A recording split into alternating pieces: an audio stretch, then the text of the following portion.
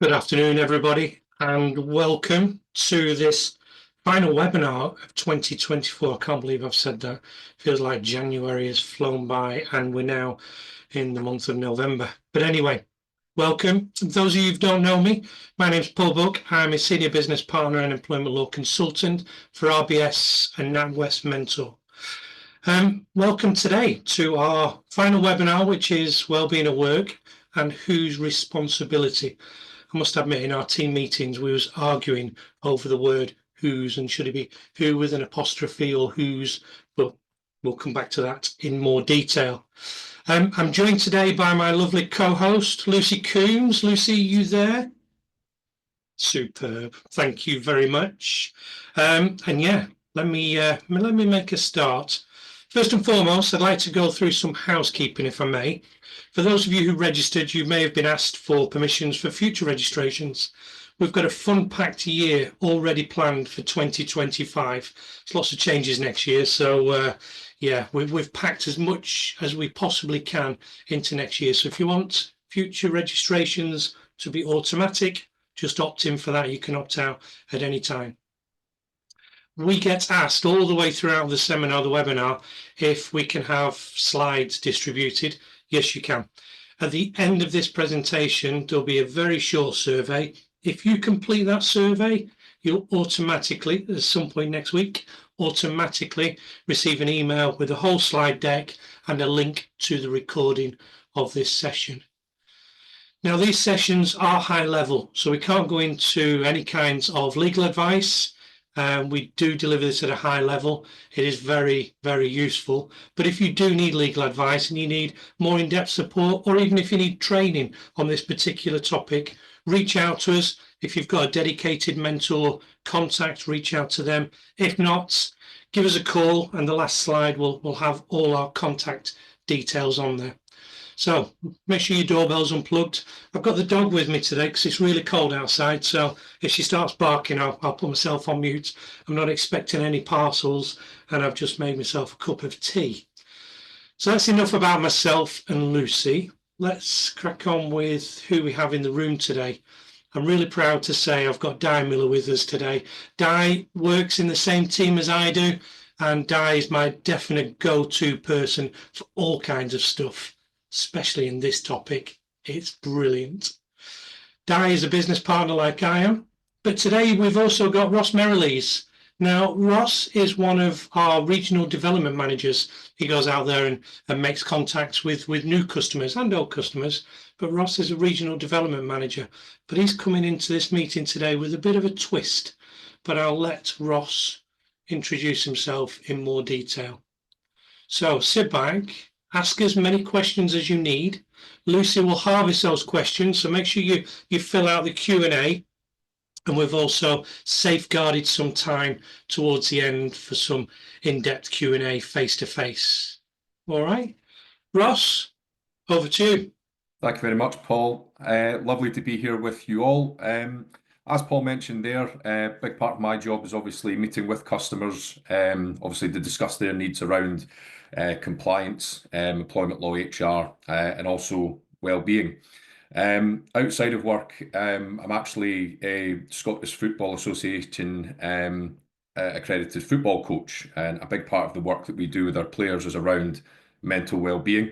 And we've now also started in relation to the UEFA coaching pathway, where they shine an even brighter light on player well-being. Within NatWest, Dan and I both work on a number of initiatives for customers and internally with regards to well-being, mental health. And while we're not clinical psychologists in any way, we have been working on this for quite some time and have built up a good knowledge base to be able to deliver the type of support for customers around these subject areas, because it is a very, very hot topic at the moment. So what are the aims of today? Today, we will be looking to consider where responsibilities lie for well-being at work, to build understanding of what we mean when we talk about mental health, well-being, wellness, and the role each of us can play in this, and to consider the practical steps that we can take to ensure a healthy workplace and the business benefits of this. So, what do we mean when we're talking about mental health? So there's often, and there still is, a stigma around mental health. And part of that stigma has been an assumption that mental health means mental illness, and that's just not the case. There are obviously people who suffer with mental illness, and poor mental health can be a contributing factor to that. But mental health is something completely separate. And according to the Health Organization, mental health influences how we think and feel about ourselves and others around us and how we interpret events. It affects our capacity to learn, to communicate, and to form and sustain and end relationships. It also influences our ability to cope with change, transition, and life events. So things like having a baby, moving house, experiencing bereavement. Now, mental health in itself, it's very subjective. It's not an exact science. It's very personal, and it's an ongoing relationship that you need to develop with your own mental health. And this is something that we very much encourage with regards to our players in football. It's about listening to that voice in your head when you're facing challenges. What's the voice saying to you? But more importantly, what are you saying back, and how are you going to deal with challenges and trivias that are put in front of you? There's been direct correlations, and there's hundreds of studies and reports now over the last 20, 30 years which show a direct correlation with regards to having good mental health and being able to perform at an elite level. And that's just within football. Business is no different. There's now papers showing the exact same thing within business. So that if you've got mentally strong staff and a mentally strong team, and they've got good wellness and they're making good decisions, then their performance will be higher, which is obviously what you're looking for within your business.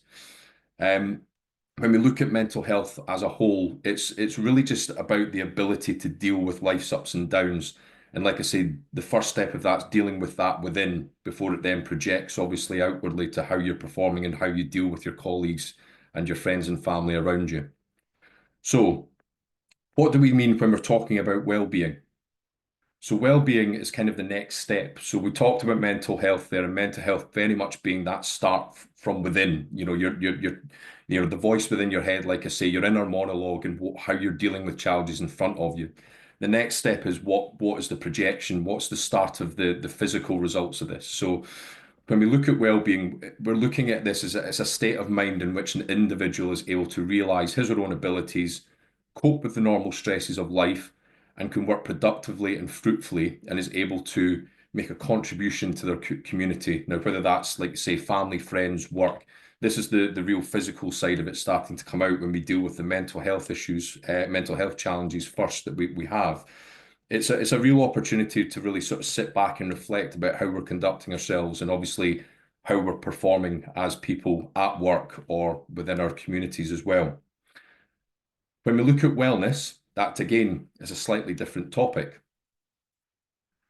So wellness in itself is again another stage of this. So wellness is the active process of becoming aware and making good choices for a healthy and fulfilling life.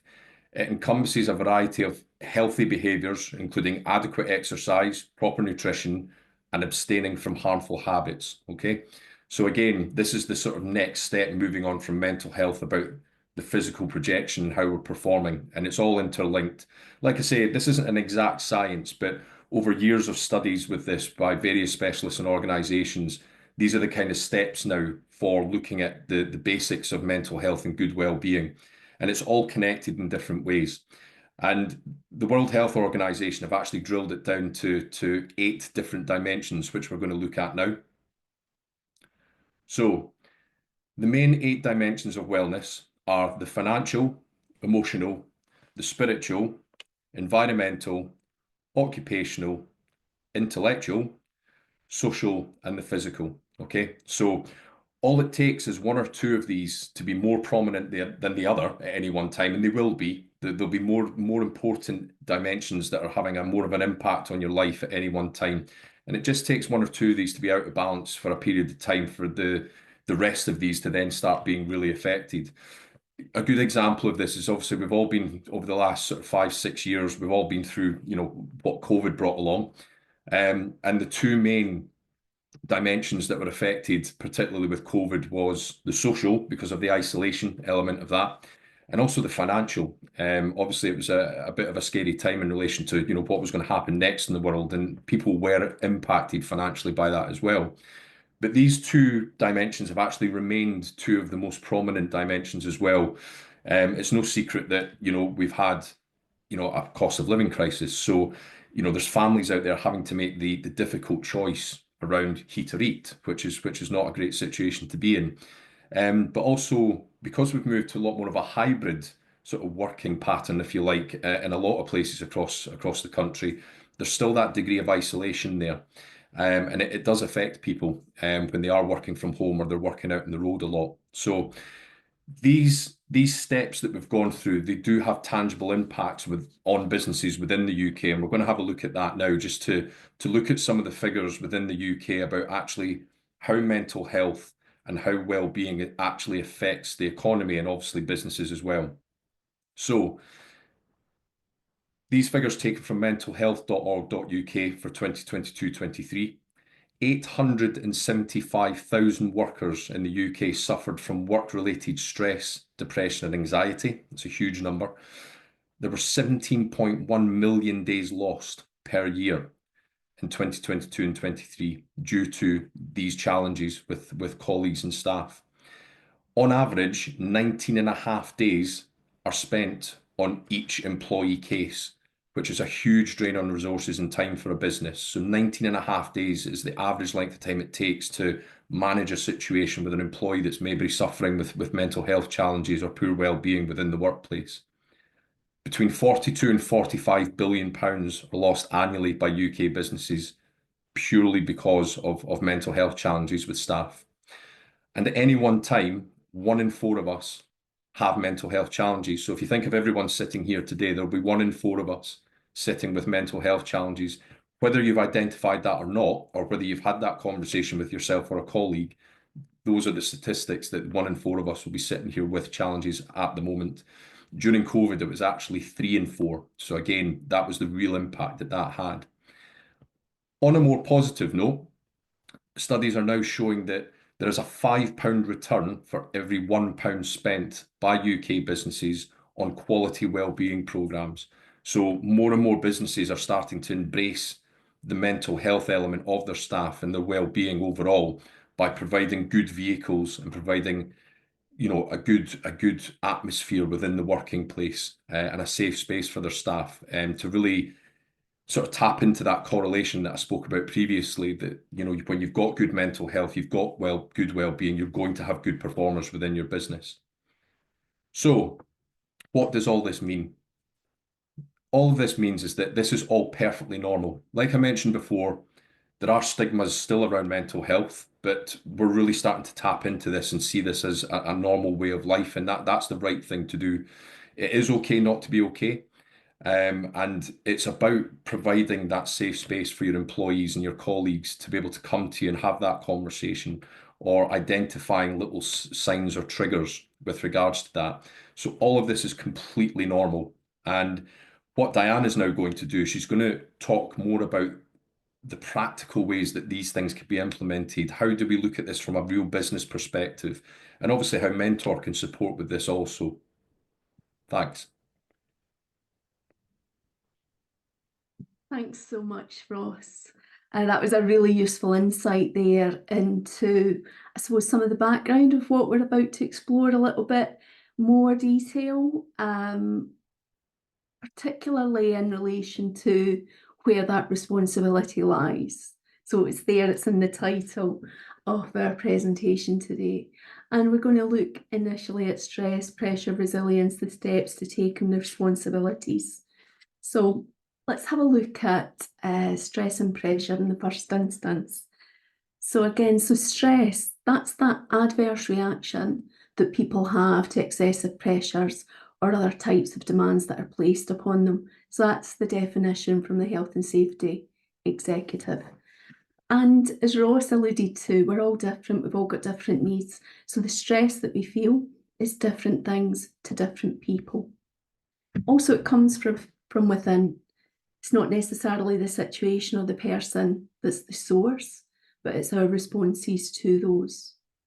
That's not to say that external factors don't have an influence, but one thing that we can confuse quite often is the difference between stress and pressure. So pressure, that's something that we all experience regularly. It can motivate us to perform at our best, but if there's too much and we're unable to cope, that's when it can lead to stress. And if that's left unchecked, it's going to have an impact on our health longer term.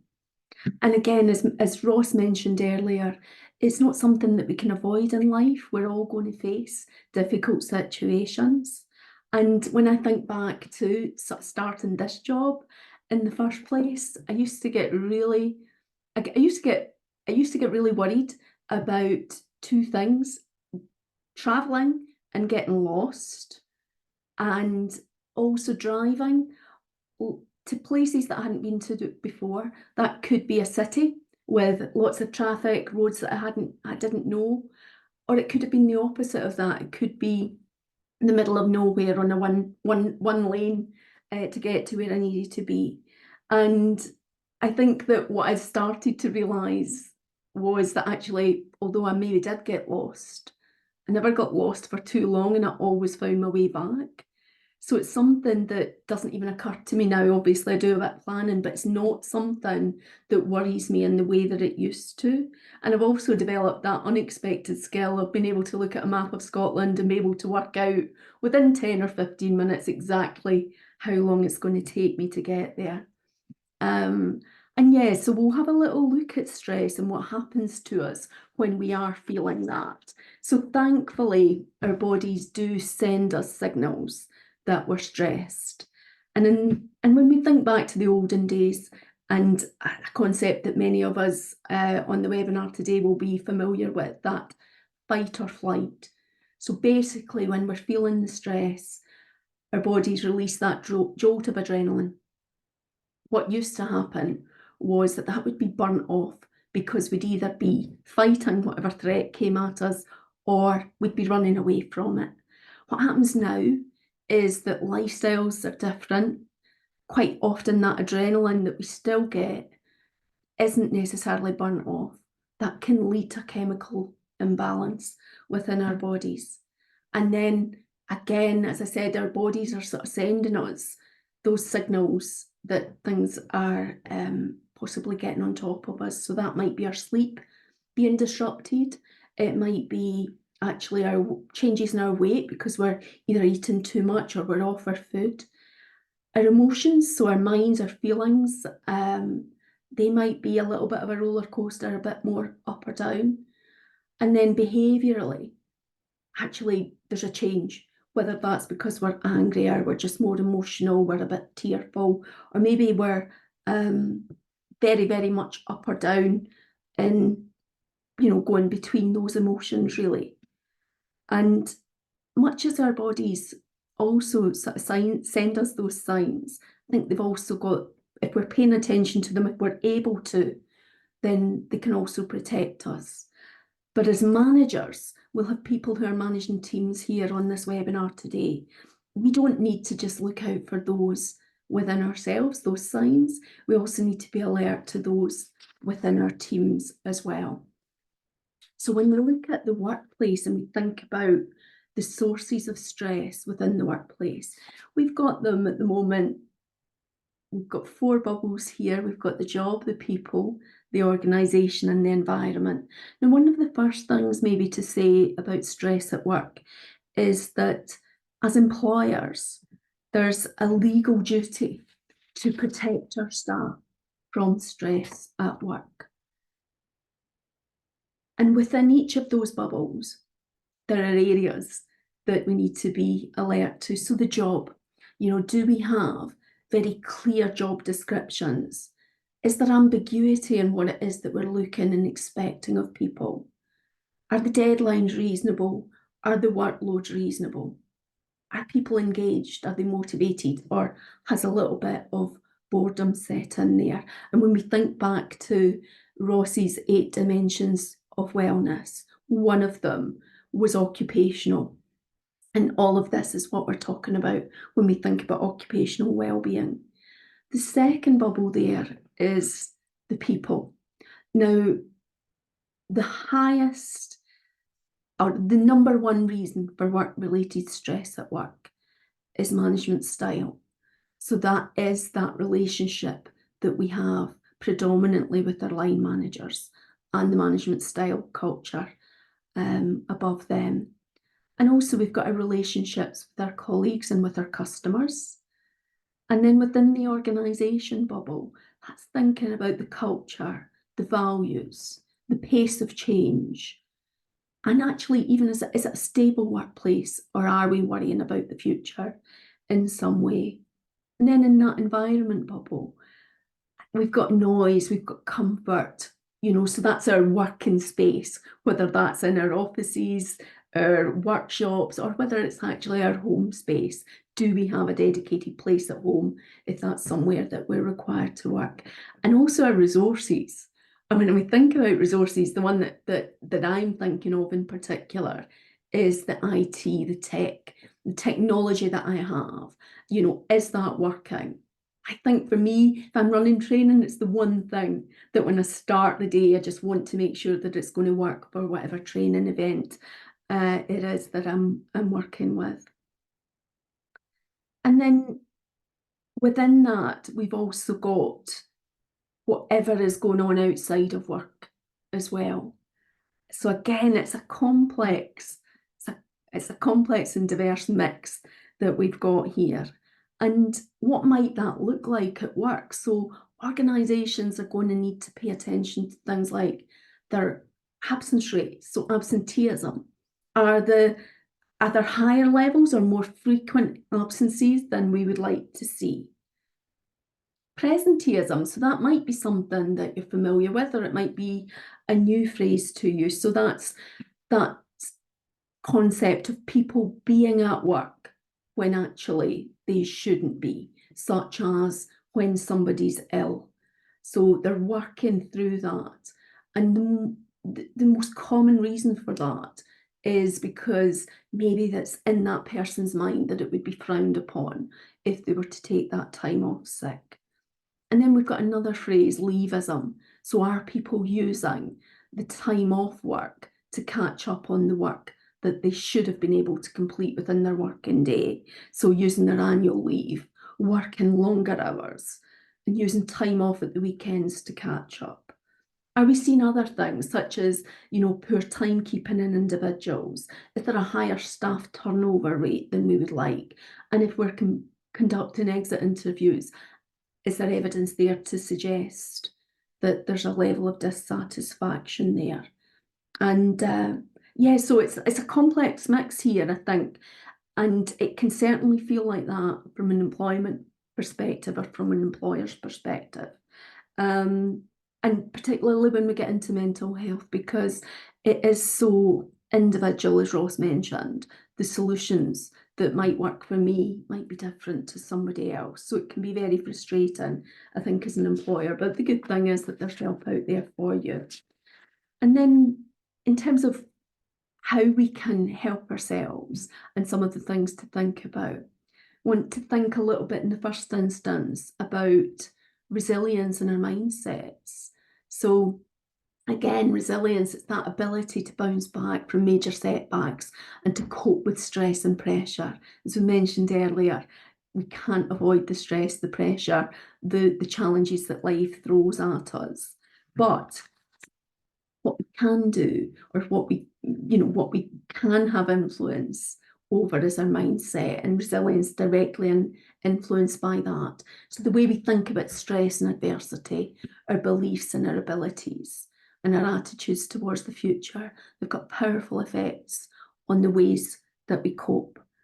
And if we think about that, and this is, I quite like this slide, it's just putting that thought out there in the first instance. If we can't change it, can we change the way we think about it? So if we can't change it, can we change the way we think about it? I think as we all have, there have been obstacles that life's thrown at me along the years. And I think that last year in particular was extremely challenging personally. But what I would say is that I'm completely bought into this idea, because even in the most difficult of times, I was really conscious of every day, finding something to feel positive about, something to feel grateful for. And these could have been very, very small things, but what I could see was that was enabling me to deal with what I was dealing with day to day, to just deal with what was in front of me.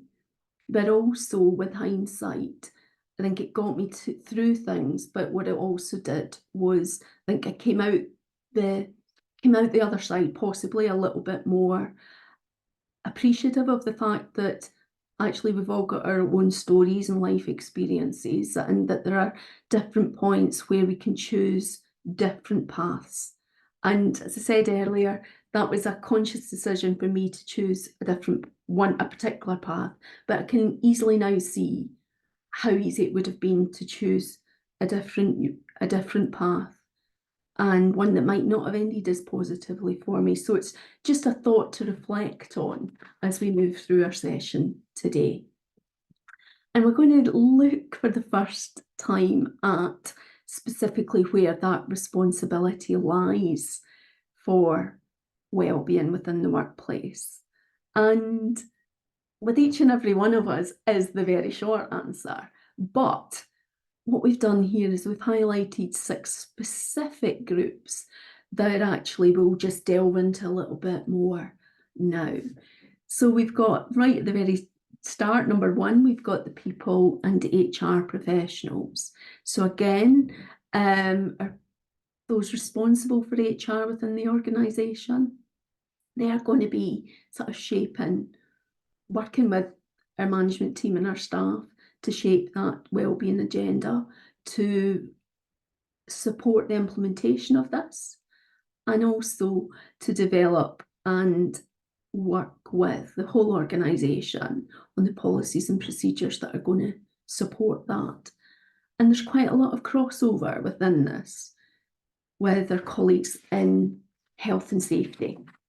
So our health and safety team are those responsible for health and safety within the organisation. They'll be supporting the business to develop a healthy workplace culture. And part of the way in which we can do that is to assess the risks through a stress risk assessment. And the health and safety executive have identified 6 main areas of workplace design that can affect stress levels. Some of them are going to sound a little bit familiar because we've just touched on them a few moments ago. But the demands, that's looking at the issues such as the workload, the work patterns, and the work environment. The control, how much say a person has on the way in which they do their work. The support that they have to do that, which will include the encouragement, the sponsorship of their team, of their line manager, and the resources provided by the organisation to help them to do that. The relationships, that includes that positive working environment to avoid conflict and to deal with conflict and unacceptable behaviour effectively. The role, whether they understand that within the organisation, and whether we make sure that there are no conflicting roles there, so no conflicting priorities with others. And then change, how organisational change, whether that's large or small, is managed and communicated. So all of that is going to sound familiar just from a couple of slides ago. And then we've got our senior managers here who, you know, the culture of any organisation comes from the top down. So are they bought in? Are they supporting this? And then we come to our line managers now. I think that there's an awful lot sits within this particular bubble and with the line managers in any organisation, because they're the people who are working day to day with their teams. They're going to be the people who are going to be best equipped to spot the early warning signs and the interventions, you know, to take action, to intervene as that's needed. And also, I think the behaviour of a line manager towards their staff, it can either prevent or it can cause stress. And then because of their involvement, they're most likely to be the people who are going to be most closely involved in any solutions if we're in and about, say, long-term sickness absence, for instance. But also, there are other things such as making sure that our staff are adequately rested. So that's as simple as making sure that we get our daily breaks, our weekly breaks. And then the one that I think comes up most with the customers that I speak to is their holidays, their annual rest. So is that managed well? Are we taking control of that to make sure periodically throughout the year that that people have holidays planned? And then regular one-to-ones. So do we have a sort of a way in which, or a structure in which performance can be readily discussed, such as informal or formal one-to-ones? So do those take place regularly? Do we conduct welfare meetings? Are we managing absence closely? All of those interactions, are we conducting return to work interviews? All of those interactions are going to provide us with the information that we'll need to be able to take appropriate action and intervene early. And then occupational health. So occupational health is there to make sure that each and every one of us is fit to undertake our work, both physically and emotionally. From an HR perspective, that's mostly used where we've got possibly higher absence levels or longer term sickness absences. But again, that's that crossover with health and safety. And then our employees, right at the very end here, we've spoken a lot today about the steps that we can all take as individuals. And again, I think the workplace challenge and the line management challenge is really engaging with staff at a level where we can encourage, or we can foster that spirit of being able to speak up, and that they are confident of speaking up, and that they'll be listened to, and they'll be treated with empathy and supported through any challenges that they may have. And then in terms of the steps that we can take as individuals, or as an organisation, sorry, we'll look at that first off. What steps can we take within the workplace? So that first cog here, and you can see again, they're all interconnected, that workplace profile and demographic. For the very first time, we've got around 5 generations that could potentially be working together, all the way from baby boomers to Gen Z. And that's going to continue as we're all working longer and hopefully staying fit and healthy. But there are very different expectations and values there. So there needs to be a really good understanding of these within your own organisation and the changing needs in order that we can adapt. Our wellbeing strategy. So again, that should come from the top down. It doesn't have to be complicated, but to be effective, it does need to be more than us placing a fruit bowl within the staff room, although there's nothing wrong with a fruit bowl within the staff room. So those regular one-to-ones with staff, those absence procedures that we spoke about, the welfare meetings, the return to work interviews, recognising the signs early and intervening before they get out of hand, conducting exit interviews. And then the education and support. So there's an awful lot within this piece. So have we supported, educated our line managers and our staff to be able to get behind this so that they feel well equipped to be able to deal with those challenges? And then we've got their employee-led wellbeing. So what does that mean really? So that's about, I think that wellbeing, as Ross mentioned, it's personal to each and every one of us. And we should all be able to engage as much or as little as we need to. but it should be sort of possibly sponsored by a sort of senior manager within the organisation, and then tapping into those possibly unknown interests and skills and resources that we might have out there within our workplaces. As I mentioned, it shouldn't be forced, but again, engaging with staff around what it is that we're trying to achieve and reaching out for the ideas on what that might look like for them in relation to their well-being and how they would like any initiatives to look within the workplace. And then our employee assistance programme. We're seeing more and more demand for employee assistance programmes because, again, those can be completely independent ways that the business can direct somebody to resources, counselling, advice and support for a range of issues, whether that be financial advice or direction. It can sometimes go out further than employees to include access for their families. And then looking at the steps that we can take as individuals. So again, if somebody's opening up to us, I think Ross touched on this earlier, we don't need to be experts to help somebody opening up. It's all about sort of listening and taking an interest. That can be the most important thing that we can do. So try not to be scared, and try not to be scared of, actually, well, I've not got the answers to this either. So take it seriously, take their lead, show an interest, listen and reflect. So as I said, we don't have to have all the answers. Sometimes just listening can make a big difference.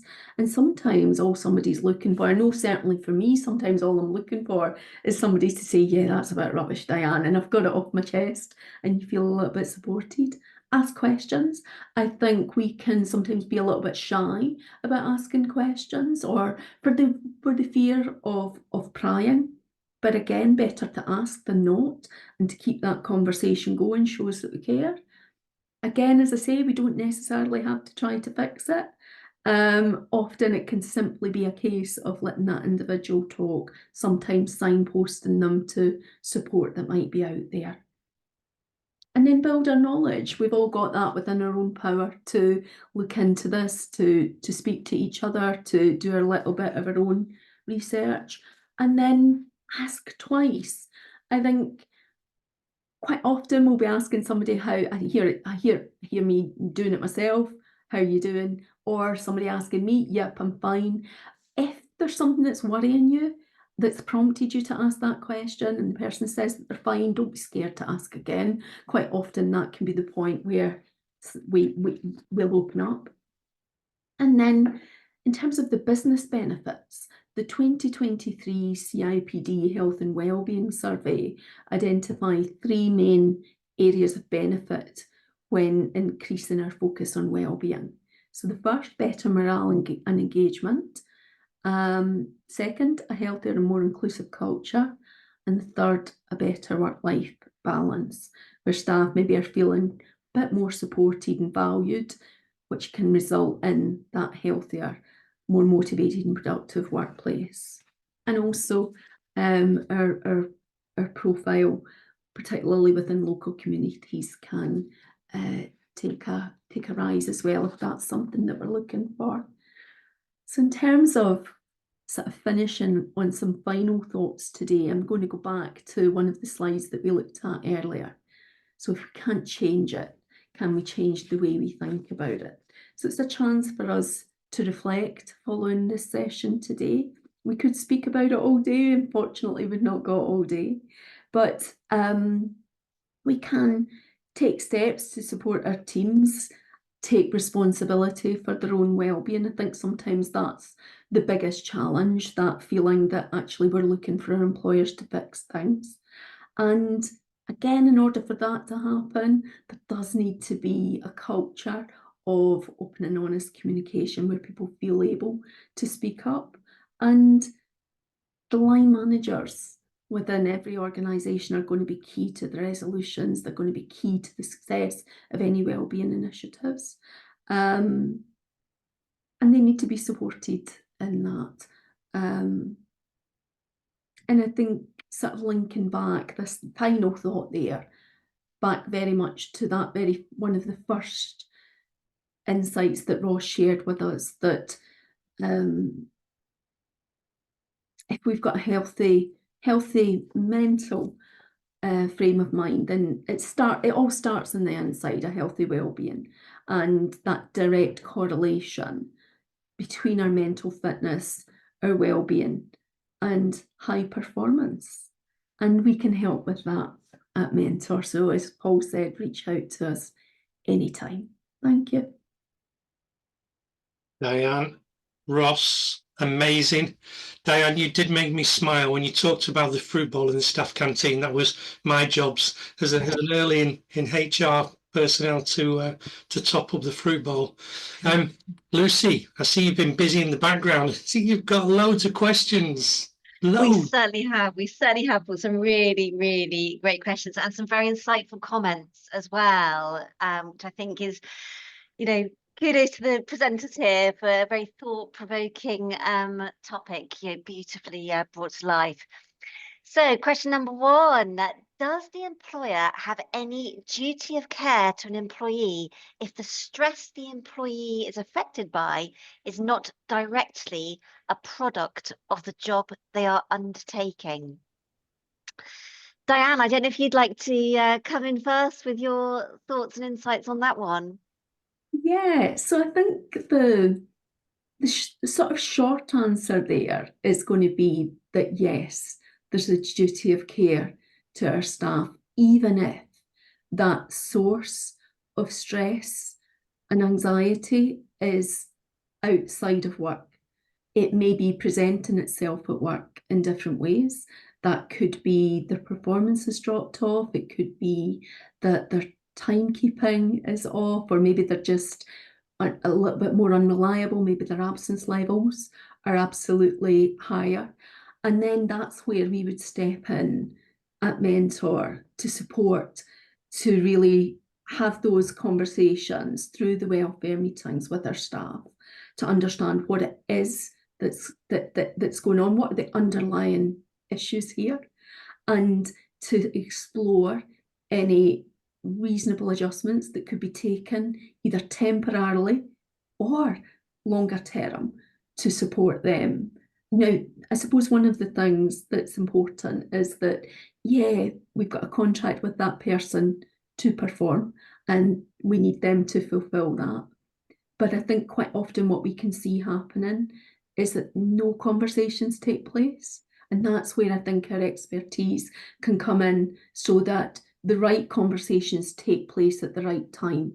Because I think quite often we can be worried about saying the wrong thing. And that then means that actually we don't say anything. And so quite often we'll be involved at the point where actually an awful lot of time has passed, frustrations have risen. So the key is to get help and support early on. And the short answer is, yeah, there is a duty of care, but actually how we go about that is going to vary case to case. No, absolutely. I completely agree with all of that, Diane. It's not a exact science, is it? And we can't be too limited, I think, in terms of saying, oh, this is directly linked. We have to have that wider open mind to understanding. And absolutely, there are limits and boundaries that can be put in place, but you've got to explore, first of all, to understand what it is before you can even start to tackle that. Question number 2 that's come in was a comment, actually. It said, changing thought process is of benefit, but not if someone is having a mental health problem. And I think that's really important to be very clear, again, about what it is that you're dealing with. And obviously, we've been talking about well-being here, whereas specific mental health issues will need much more specific support and advice taken. At what point do you stop supporting the employee?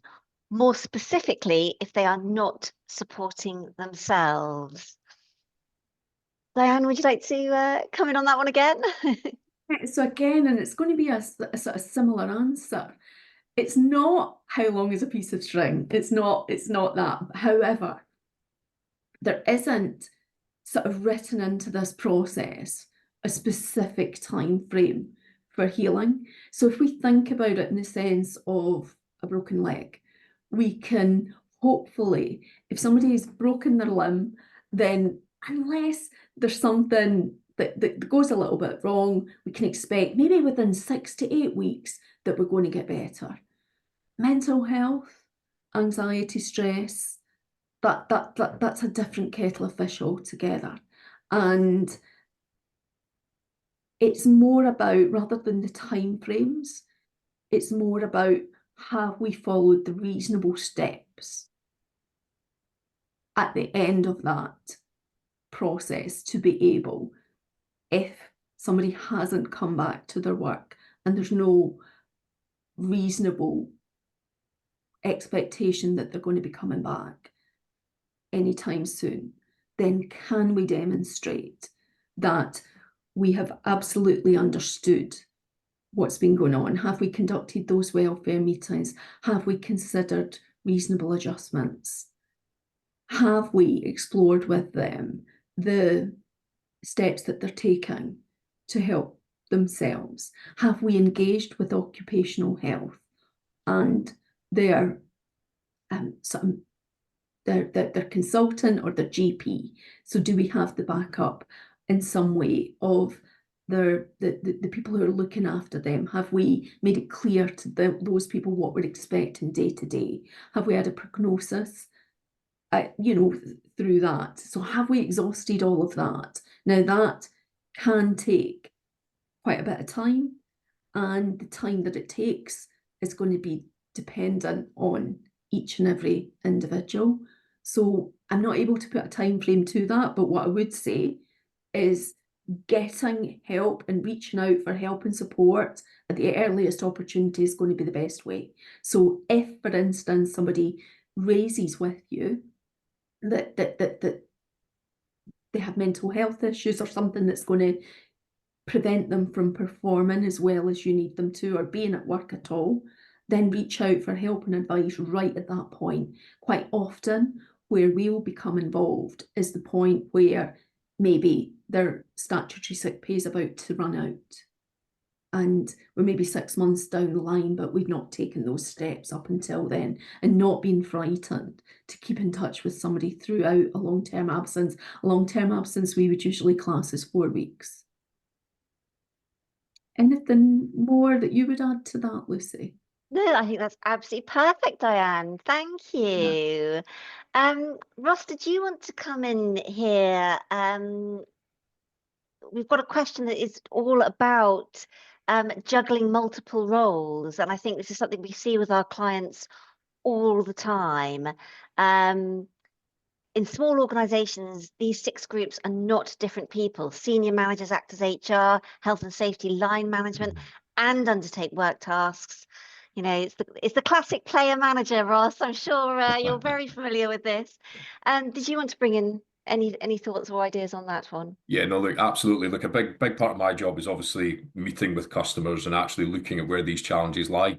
And particularly within the SME market, business owners, line managers, they're having to wear multiple hats and have obviously multiple aspects to the roles. And that's a big part of why they're actually engaging with Mentor, is because they may have specialisms that they can deal with X, Y, Z, but it's the ABC that they're struggling with. And that's obviously where we support. So absolutely, it is a challenge, because you will have people within small businesses, whether it's the business owner or an operations manager or a line manager, whoever that might be, who is actually having to be an HR director, a finance director, an operations director, all rolled into one, and support the staff while obviously engaging in their day-to-day tasks to run a successful business. So you're absolutely right. And it's a good question, is that the support and the compliance element of that is a big part of what Mentor obviously support with. So it's actually about guiding you through that challenge and guiding you through the different elements of those challenges, and that can be difficult. I mean, I think again, there's probably a stigma around even things like EAPs and services like Mentor, well, these are really designed for big businesses, and that's actually not the case. The whole point of why these resources and these services exist is actually to help businesses that have these multiple hats that they're having to wear, because that's where the biggest risks are a lot of the time, because you can't necessarily give enough of your time to have a true specialism to actually deal with these challenges. So you need to have support in place in order to not just fulfill the moral obligation of this, because bear in mind, it's kind of split. If you look at this from a moral obligation, that we have a moral obligation to help each other and help our staff and create that culture and support, but you've also got the business obligation that obviously Dan's been touching on around following the legal and compliance steps to make sure that you're protecting the staff member, but protecting the business as well to ensure that you're actually doing everything properly. So yeah, that you're absolutely right. Whoever asked the question, great question. But that's exactly what we deal with on a day-to-day basis, is actually helping those that have to wear those multiple hats. Yeah, absolutely, Ross. I was going to say exactly the same. This is, so many of our clients are in this position, and it can be incredibly isolating. And, it's back to all the points you've been making. You've got to attend to your own well-being, in order to be able to then perform and support and do everything that you need to be doing. So absolutely, it's what we do, isn't it? Is work with businesses to support the organizations and the individuals. Okay, wonderful. Got a question here that's been asked a number of times in a number of different ways. So I think I'm going to jump straight to this one. It's along the lines of, how do you help someone if they won't accept any help offered or engage with the process to help? Coupled with, what do you do if you feel mental health is being used as an excuse and there's nothing wrong? Coupled with, if an employee's been on a wellbeing plan for a while and uses this as a reason for not performing or speaking to team members badly, how would you deal with this? As you have to also support the rest of the team's wellbeing also. So I think, you can probably see there's very similar threads. And I think, probably the advice we'd give is probably similar to each of those questions. Diane, are you happy to kick off with the start of an answer on that one? Yeah, I'm going to start with the last point that came from those questions, and that was somebody using their poor well-being or mental health to justify poor behaviour. Now again, so we can see that maybe put forward quite a lot, but actually, even if somebody has poor general well-being or mental health, that does not mean that it's acceptable to behave in an inappropriate way within the workplace. So what we do have to be able to do is have those conversations. We need to be able to evidence the fact that we've done that we've explored why it's happening, and also the standards that we expect going forward, alongside, again, considering any support that they may or may not, that they may need. But poor behaviour within the workplace, regardless of the reason, is never going to be acceptable. So we can always help with that. And sorry, I lost the thread with the other. No, that's perfect, Diane. No, I was going to say exactly the same. It's not a reasonable adjustment to behave badly. And I think it's really important to keep that balance in mind. Obviously we have obligations to consider what are appropriate reasonable adjustments, but that is never going to be the case. There may be some mitigation in a particular circumstance, but obviously that's where you've got to be context driven. You've got to understand the situation and really get to the bottom of what we're dealing with. And I think that applies the same really with each of those questions. How do you help someone if they won't accept help or engage with the process to help? Again, it's about being reasonable, and there comes a point at which you say you're balancing both needs here, the needs of the organization and the needs of the individual. And if they are out of kilter, then there is a point at which you have to say, well, look, actually, this is how we now need to move forward. This isn't sustainable.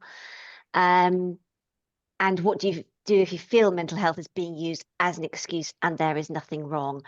Again, this is a process to go through. You will need to have expert medical input in these conversations. You know, you need to really dig into what is happening.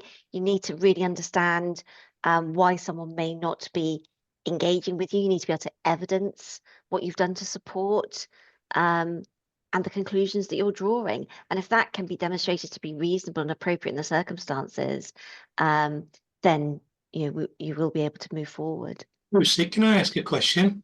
Please do. I think this one's ideally placed at Ross's door, if I may, Ross. The question's about influencing line managers, and I think as a coach, you'll probably be in the forefront of this, where you've got, the manager of the club has his interest in the players, and you're kind of stuck in the middle. How do you influence upwards? First place to look is performance. So that might be too simplistic, because you might have an employee where they are still performing well, but there are very obvious triggers and very obvious signs that there's maybe some mental health and well-being challenges going on there. But the science and the data shows us that a lot of the time that the performance will dip in relation to that. Okay, so the first place that we would look at, okay, how are they performing? How are they interacting with colleagues? Are they, and we've touched on this previously in the last question about, what's the relationship like within their community, within their colleagues, within their team, their team members. So you've got to look at that element first, because at the end of the day, if you're looking at line managers or directors or senior management, let's be honest, one of the first aspects they're looking at is how is everyone performing? Is everyone, delivering on KPIs? Are we looking at good revenue streams, et cetera, and how is everyone contributing to the overall running of the business? So that's the first port of call. Certainly within obviously the sports element that I work in, but within business, the parallels are very evident in that respect. So definitely performance first off, and you'll probably find that their performance is either lower than it should be or just ticking along. Where if we're being proactive as a business, we want to encourage and nurture people to obviously be on that exponential upward curve with regards to performance. And then, we're at the end of the day, we're maybe looking at these people for promotions. We want them to take more responsibility, promoting within and, nurturing your team rather than having to go out to market and recruit is such a better journey for the employee and for the employer. Absolutely, Ross. Absolutely. See, I knew you'd be the right person to answer that question. Lucy, have we got time for a quick question? Got 1 minute left? 1 minute left. One last question.